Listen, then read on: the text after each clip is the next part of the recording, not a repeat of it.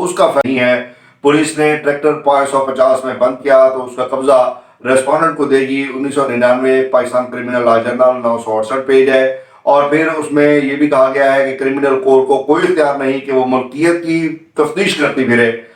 P L D 2004 Peshawar 1991 page. یہ دونوں judgment جو ہے وہ اس حوالے سے ہیں. اگر پراپرٹی کی ملکیت متنازع ہو گئی ہو تو کرمنل کورٹ کو کوئی اختیار نہیں ہے. کرمنل کورٹ اور سول کورٹ کی جیورسڈکشن کے حوالے سے ان دونوں ججمنٹس میں بحث کی گئی ہے اور قرار یہ دیا گیا ہے کہ کرمنل کورٹ کو یہ کوئی اختیار نہیں کہ وہ ملکیت کی تفتیش کرتی پھرے کہ یہ اس کا مالک کون ہے, اس کا مالک کدھر ہے, اس کا مالک کہاں ہے, زندہ ہے, مر گیا ہے, عدالت میں حاضر آیا ہے, عدالت میں حاضر نہیں آیا.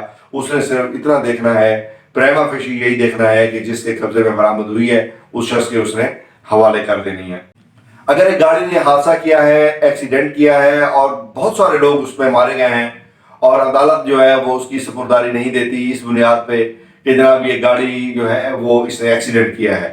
اب ایکسیڈنٹ تو کیا ہے ڈرائیور نے, لہذا ڈرائیور کو تو سزا دی جائے گی. عدالت نے یہ قرار دیا ہے کہ بس کے مالک کو گاڑی سپرداری پر نہ دے کر سزا دینا جو ہے یہ بلا جواز ہے.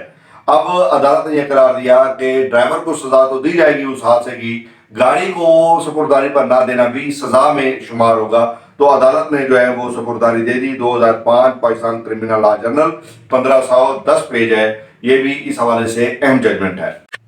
ناظرین, اگر کیس پراپرٹی نہایت خطرناک ہے, جیسے ہیروئن ہو گئی, جیسے شراب ہو گئی, یا اس طرح کی اگر کوئی چیز ہے وہ پکڑی گئی ہے, کیس پراپرٹی ہے, تو اس کا کیا ہوگا؟ کیا وہ واپس جو ہے وہ لے جائے گا سپرداری پر یا نہیں لے جائے گا؟ تو اس کے لیے میں یہ عرض کروں گا کہ عدالت جو ہے وہ اس کو ضائع کرے گی, اس کو ڈسٹرکٹ کر دے گی, اس کی ڈسٹرکشن کے آرڈر جاری کرے گی.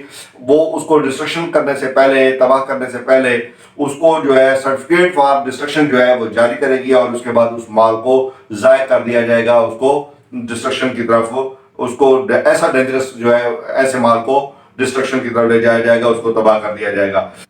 سوال آیا ہے کہ اگر ایک ملزم سے رائفل برآمد ہوئی ہے اور وہ ملزم بعد میں بری ہو گیا ہے, اس پر الزام, کیا وہ ملزم جو ہے وہ رائفل دوبارہ سپرداری پر لے سکتا ہے یا نہیں لے سکتا؟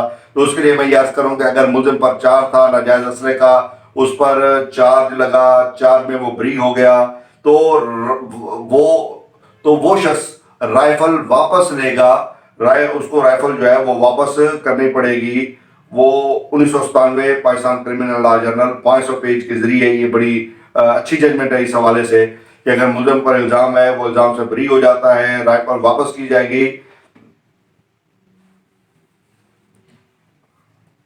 اور سیز شدہ پراپرٹی واپس کی جائے گی. سیز شدہ پراپرٹی اس کو واپس کی جائے گی. سیز شدہ پراپرٹی ایسے شخص کو واپس کر دی جائے گی. 1997 Pakistan criminal law journal 500 page.